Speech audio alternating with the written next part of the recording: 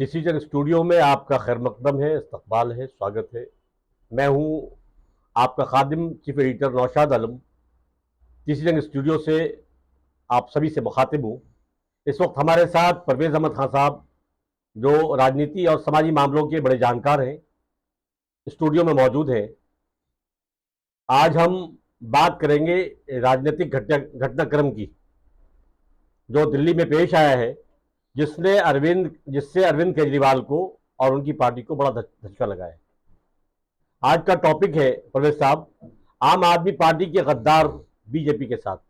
यानी हम यानी आम आदमी पार्टी के 7 मेंबर ऑफ पार्लियामेंट बीजेपी में बाकायदा तौर पर शामिल हो गए हैं और उन्होंने अपना विलय कर लिया, और साथ ही साथ मेंबर ऑफ पार्लियामेंट ने बीजेपी में अपने विलय का दावा भी पेश कर दिया है।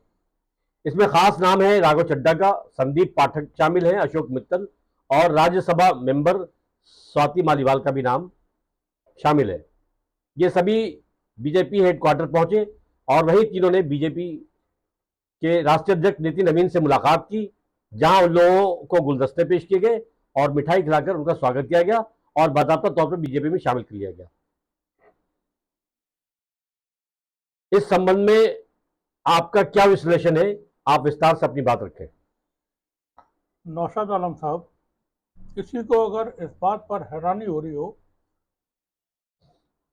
जो कुछ हुआ है उस पर, आम आदमी पार्टी के 7 राज्यसभा सांसद जो पार्टी छोड़ करके भारतीय जनता पार्टी में शामिल हुए, किसी को भी अगर हैरानी हो रही हो तो वो फिर राजनीति को नहीं समझता है। मुझे मगर कोई हैरानी नहीं है इस बात पर। जहाँ का खमीर था वहीं जा मिला, जहाँ का खमीर था वहीं जा मिला। यह कहा जाता है कि इंसान जब पैदा होता है तो उसकी मौत, उसका खाना पीना, सारी चीज़ें तय कर दी जाती हैं, और मौत भी वहाँ होती है इंसान की जहाँ तय हो जाती है। यानी इंसान को जब बनाया जाता है तो उसको बनाने में मिट्टी जो इस्तेमाल होती है, तो खमीर आप समझते होंगे जी, आटे में डाला जाता है सोडे के तौर पर। अब तो सोडा इस्तेमाल हो जाता है, पहले खमीर मिलाते थे जी, ताकि रोटी अच्छी अच्छी पके, और पूरी हुई फुली पके। गुदगुदी।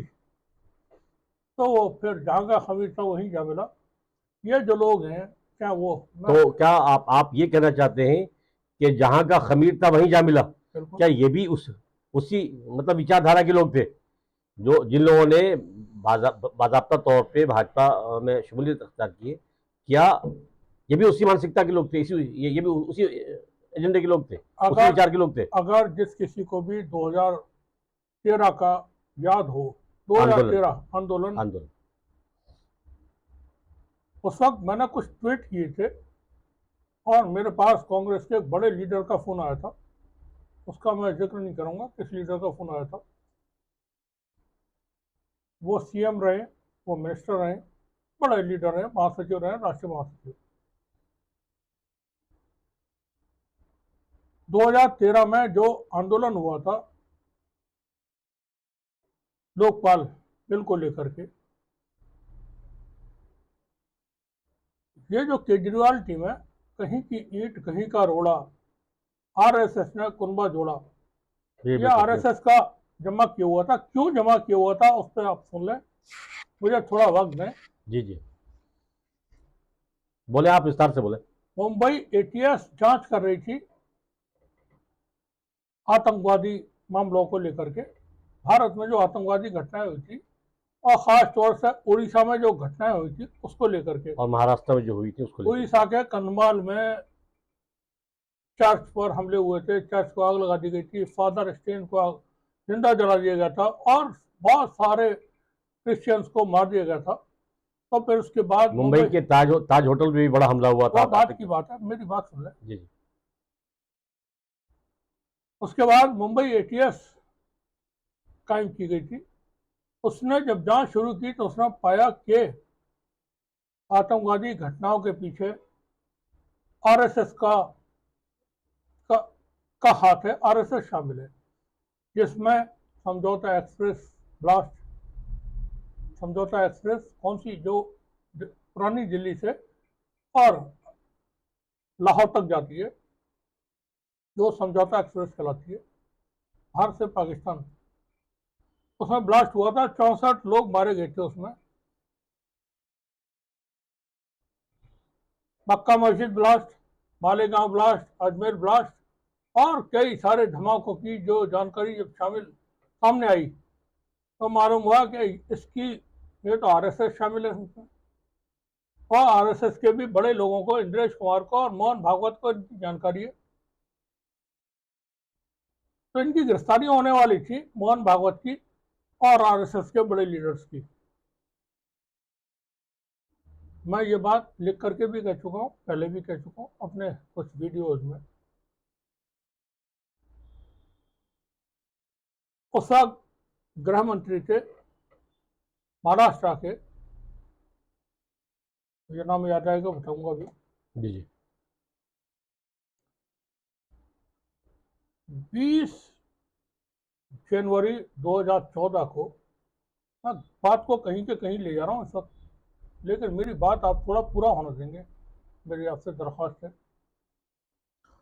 जयपुर में कांग्रेस का अधिवेशन था, राष्ट्रीय अधिवेशन। उसमें भारत के गृह मंत्री ने बयान दिया, मेमोरी शॉर्ट होती है इंसान की, एक बार बात कोई जान से निकल जाए तो जैसे कोई सितारा आसमान में नजर आता है कि वो 5 साल बाद दिखेगा या 25 साल बाद, कोई पता नहीं होता। मैं नाम बोल रहा हूँ उनका, गृह मंत्री के, भारत के। उन्होंने वहां राजस्थान के जयपुर में बयान दिया कांग्रेस के राष्ट्रीय अधिवेशन में कि भारतीय जनता पार्टी और आरएसएस के कैंपों में आतंकवादी ट्रेनिंग दी जाती है। शिंदे, सुशील कुमार शिंदे, गृह मंत्री, सुशील कुमार शिंदे गृह मंत्री थे जी, उसमें। उन्होंने ये बयान दिया। वो बयान नहीं था बल्कि सूचना भेजनी थी, आप अलर्ट हो जाए, आपके खिलाफ कार्रवाई होने जा रही है। यह सूचना पाने के बाद आरएसएस सक्रिय हो गई। नहीं, बिल्कुल साइलेंट मोड पे, खामोश, जी, कहीं बिल्कुल कहीं शांति। जी जी। और ये जो केजरीवाल एंड टीम थी, इनको इन्होंने जो सक्रिय किया हुआ था और जो जन लोकपाल का आंदोलन करवाया था, और दूसरा गांधी भारत में पैदा कर दिया था, अन्ना हजारे नाम का सड़ा हुआ आदमी, अन्ना हजारे नाम का सड़ा हुआ आदमी, बाबा रामदेव, अन्ना हजारे। बाबा रामदेव ने पहले क्या, वो शलवार पहन के भाग गया था वहां 2012 में, वो शलवार पहन के भाग गया था रामलीला मैदान से। तो सब शलवार पहनकर भागने के पीछे वजह और कारण क्या था? आरएसएस का और इनका जो बुजदिलाना कैरेक्टर है वो है। अच्छा। बुजदिल आदमी मैदान में कभी खड़ा नहीं होगा, वो षड्यंत्र करता है, पीछे से वार करता है, घात लगा करके हमला करता है और पीठ में छुरा घोंपता है। वही काम ये करते हैं।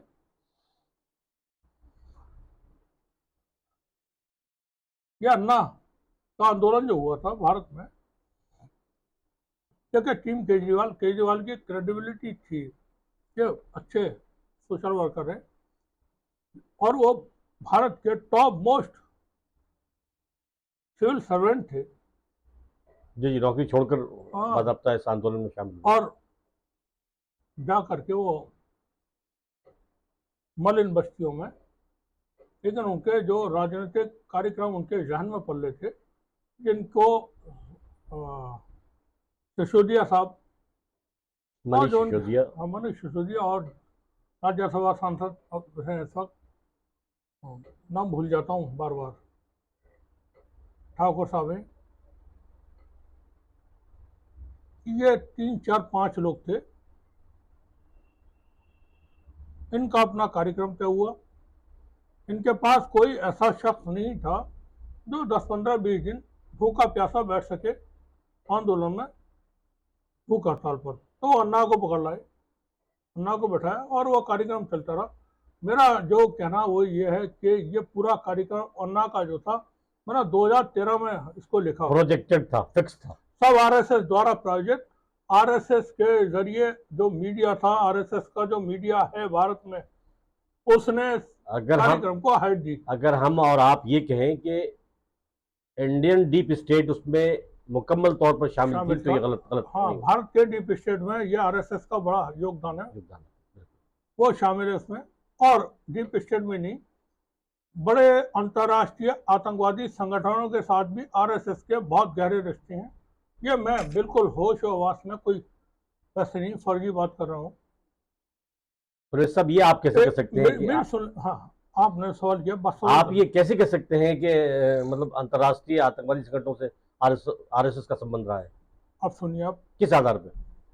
आधार है उसका महाराष्ट्र के मुंबई हाई कोर्ट के पूर्व जज पाटले साहब का बयान, जिनके वीडियोज पड़े हों, जना प्ली दायर की मुंबई हाई कोर्ट में, जो नत्थी कर दी गई सुप्रीम कोर्ट ने बाबरी मस्जिद के मामले के साथ, और बाबरी मस्जिद के फैसले के साथ ही उसका फैसला कर दिया गया, कोई सुनवाई नहीं हुई बिना सुनवाई के।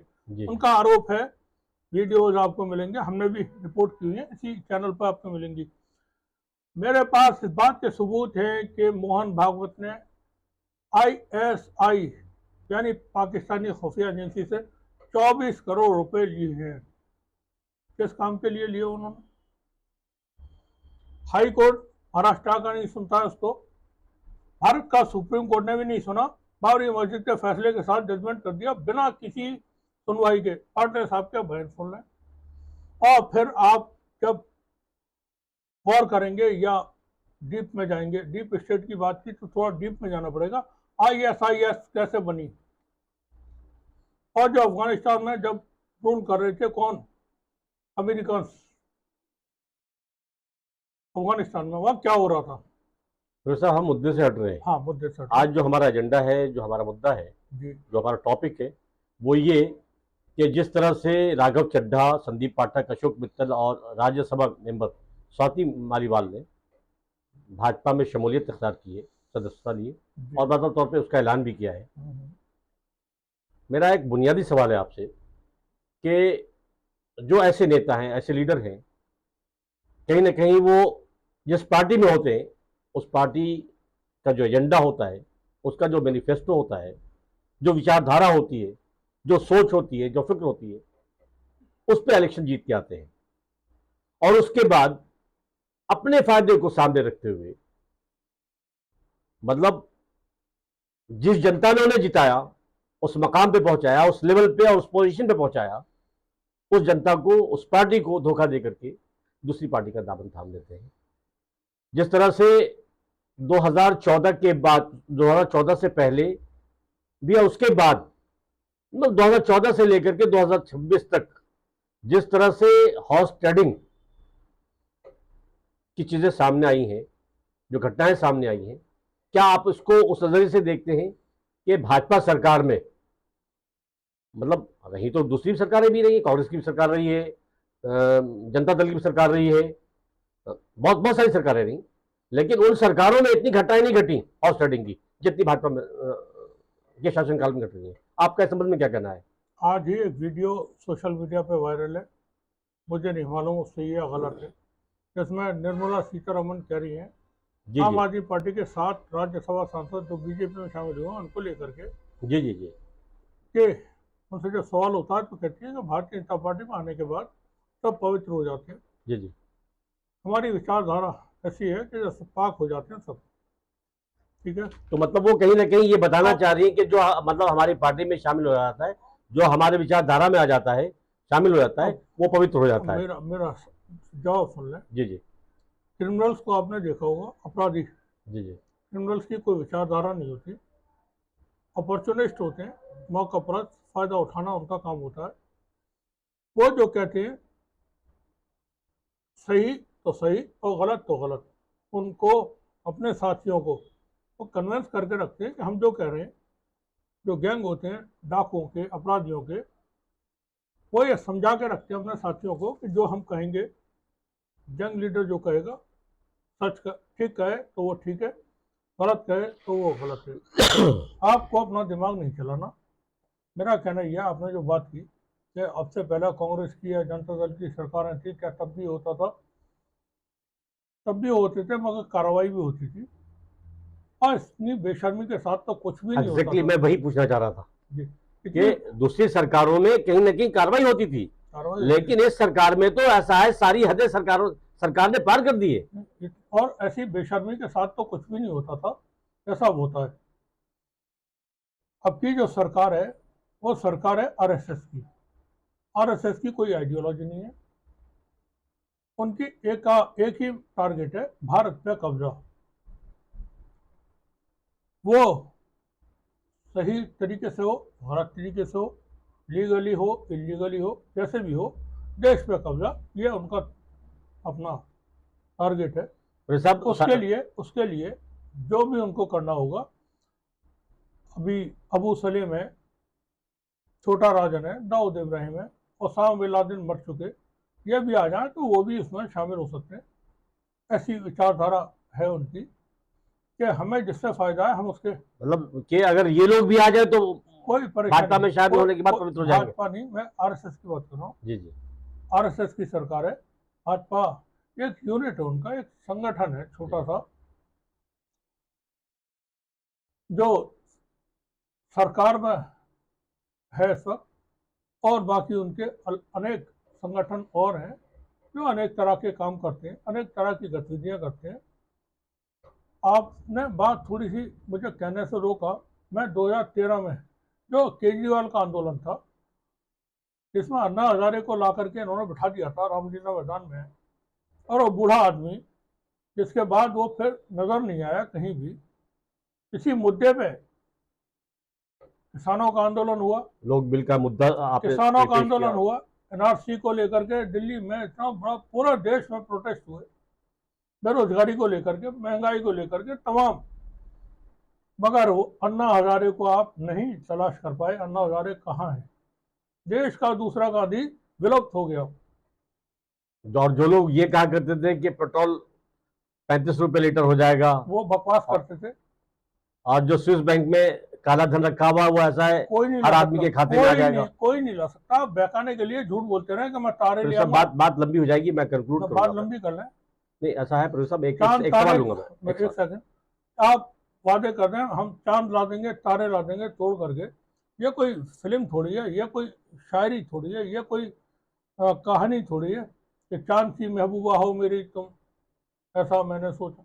तो ये किस्से कहानियां अलग होते हैं, हकीकत अलग है, राजनीति अलग है, समाज अलग है।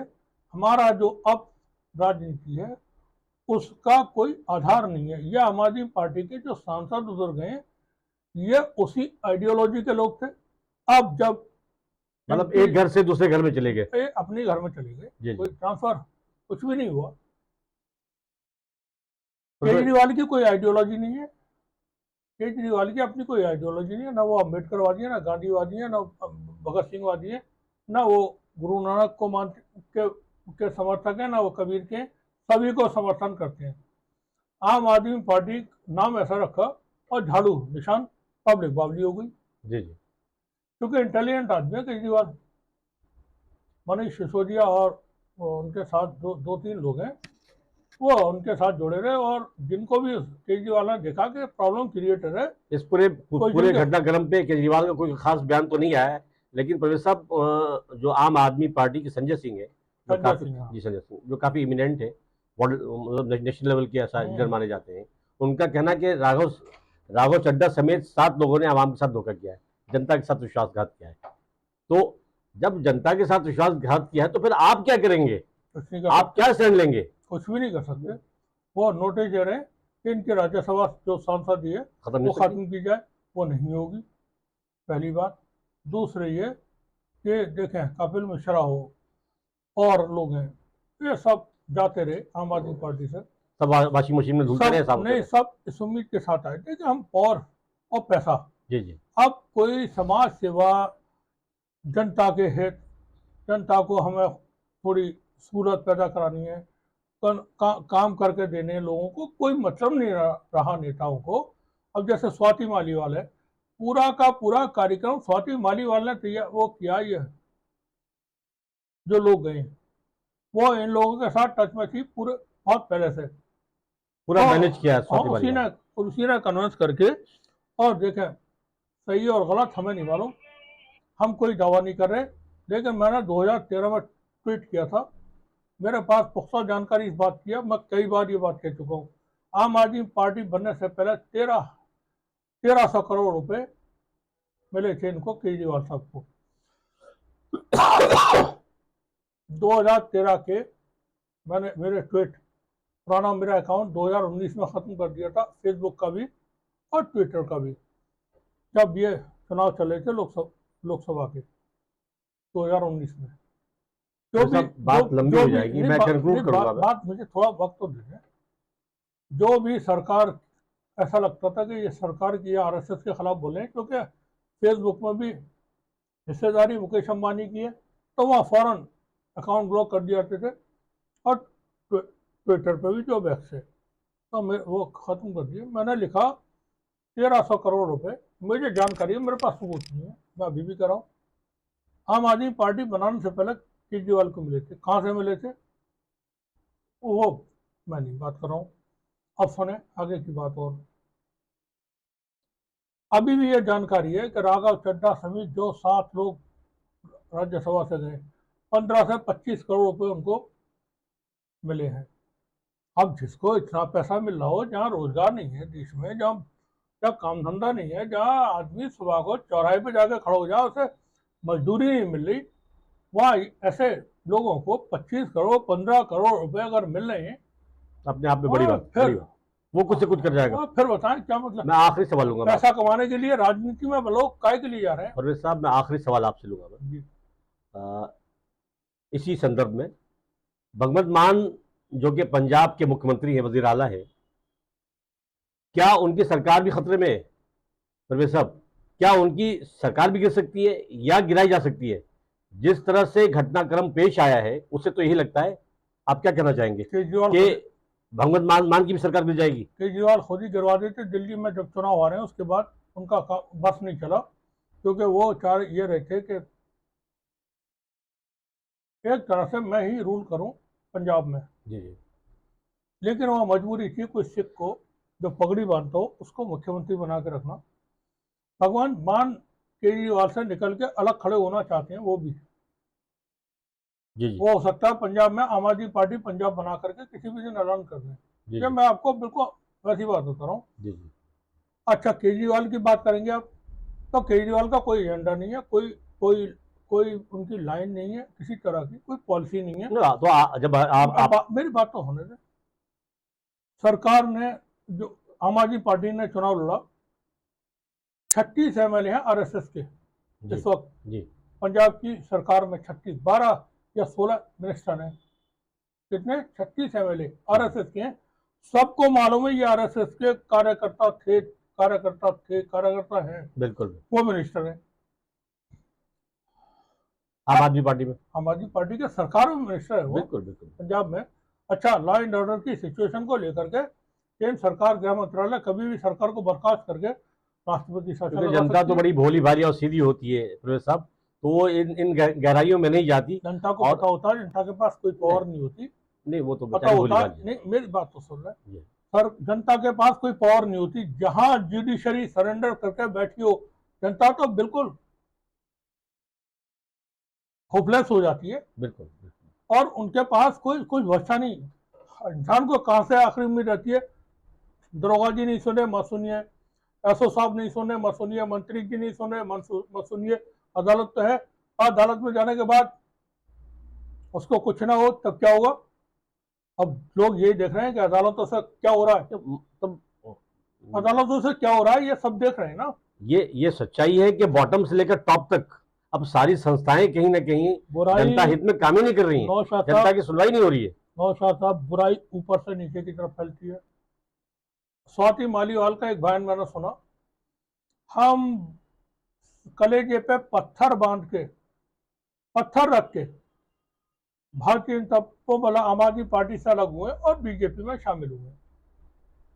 स्वाति मालीवाल जी, एक शेर सुन लें, आपके लिए है, और ये कॉपीराइट शेर है, कोई दूसरा इस्तेमाल करेगा मैं किस कर दूंगा उसको, मेरा अपना है। टूट ही जाता अगर शीशा होता, वक्त ने जिगर पत्थर बनाए हैं। आपने अगर जिगर पे पत्थर रखा था तो दिल्ली में जमुना भी है, जमुना जी, दिल्ली में जमुना जी भी है। और देश में बहुत सारी पार्टियां हैं, आप लोक दल में शामिल हो सकती थी, आप जेडीयू में शामिल हो सकती थी, आप टीएमसी में शामिल हो सकते थे, सब लोग, आप कांग्रेस में शामिल हो सकते थे, आप टीडीपी में शामिल हो सकते थे, कहीं भी आप सत्ताधारी पार्टी के साथ सब शामिल हुए, क्योंकि आप सबके फायदे उठाने, सरकारी बंगले, सरकारी गाड़ियां और सिक्योरिटी, ये चाहिए ना। बेवकूफ बनाना वो ठीक नहीं, बुरी बात है। झूठ बोलना, गंदी बात करना बुरी बात है। अब केजरीवाल साहब का जैसे है, तो वो तो बेचारे, उनके लिए कुछ बचा नहीं, था भी नहीं राजनीति में। आरएसएस ने उनका जो आंदोलन करवाया था, एम्बिशियस थे, तो उन्होंने देखा कि ये तो सब कुछ हम कर रहे हैं, तो हम पार्टी बना करके अपनी और चुनाव लड़े और वो कामयाबी मिल गई और सरकार बन गई। फिर 49 दिन के बाद सरकार गिरा के दोबारा से सरकार का पूरा बहुमत ला करके, तो पंजाब में उन्होंने कहाँ कहाँ से क्या क्या किया, वो थोड़ी सी जानकारी मुझे है। मेरे पास कुछ चिड़ियाँ हैं जो उड़ के आके बता देती हैं। जी जी जी। तो प्रवेश साहब, जी आपका बहुत बहुत शुक्रिया। आज का प्रोग्राम बहुत अच्छा रहा।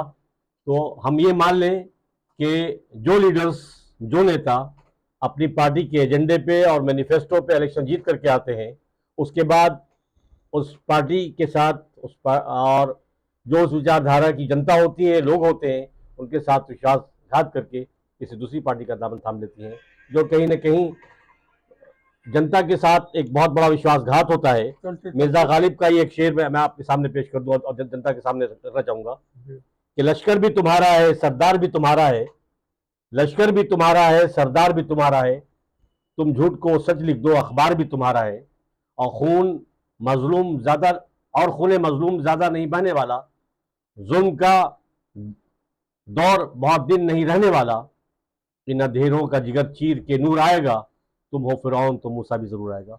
बहुत बहुत धन्यवाद। मैं बस थोड़ा सा और जी कहना जी। चाहूँगा, उसके बाद बात खत्म है।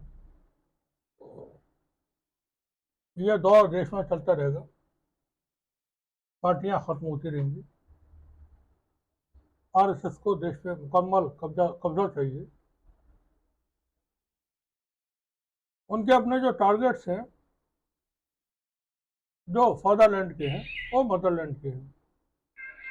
कभी कभी इंसान किसी झोंक में कुछ भूल जाता है, जो सही होता है सच होता है। फादरलैंड के जो टारगेट हैं जिस तरह के, उसी तरह से मदरलैंड के हैं। जी तो आरएसएस को पूरा कब्जा चाहिए, कब्जा लगभग हो चुका है उनका, ऑलमोस्ट ऑलमोस्ट हो चुका है। देश की जो जनता है वो अब कई सदियों तक की गुलामी के लिए तैयार हो जाए। आप सभी का शुक्रिया।